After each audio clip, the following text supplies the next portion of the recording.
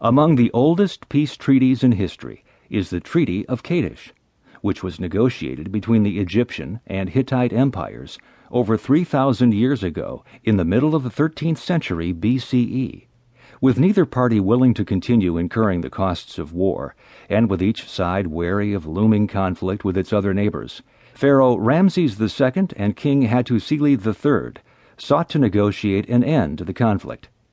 Such attempts are difficult, not only because the issues at stake may be contentious or complex, but because, often, neither side wants to make the first move.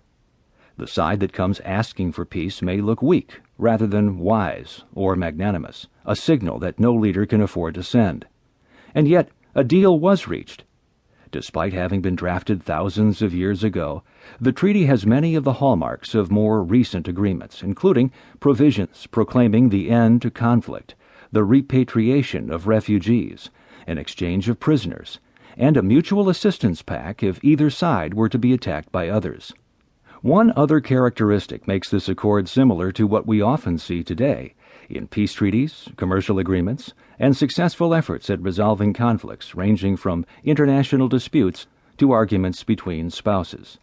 This feature is apparent in the Treaty of Kadesh only because it was recorded in two languages: hieroglyphics, the Egyptian translation, and Akkadian, the Hittite translation.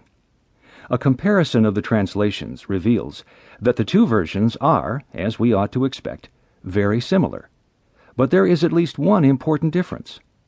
The Egyptian translation states that it was the Hittites who came asking for peace terms. The Hittite version claims exactly the opposite. When it comes to deal-making, diplomacy, and resolving disputes, it does not matter which culture you examine or what kind of negotiation you investigate. It does not matter why people were fighting or why they chose to settle their differences. Some things never change. The need for all sides to declare victory is at least as old as recorded history itself. The Treaty of Kadesh also exposes a more fundamental insight about negotiation and peacemaking, one that lays the foundation for this book. Even seemingly impossible deadlocks and conflicts can be resolved if we shed the assumption that our only sources of leverage are money and muscle.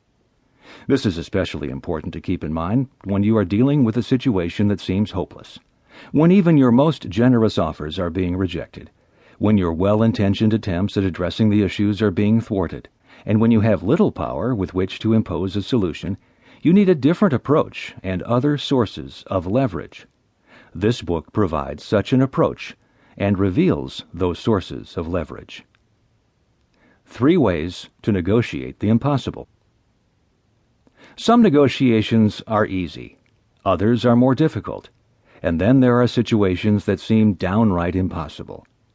These are ones in which you have little power and limited options.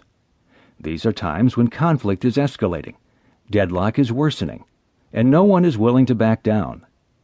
These are situations where people are behaving in ways that seem irrational, or worse, with clearly hostile intent.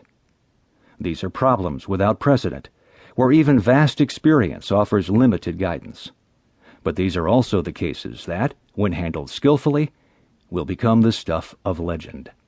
This book is about such negotiations, deadlock deals and ugly disputes that seemed completely hopeless, until, that is, someone found a way to beat the odds without money or muscle. What might we learn from these stories and from those who lived them?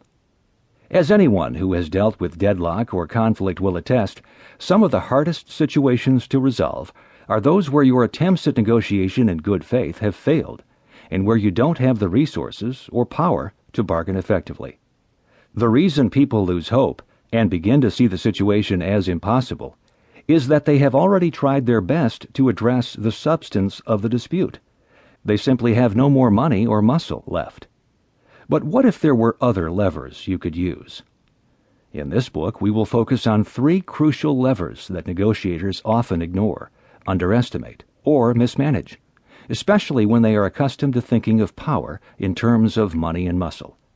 The power of framing, the power of process, the power of empathy.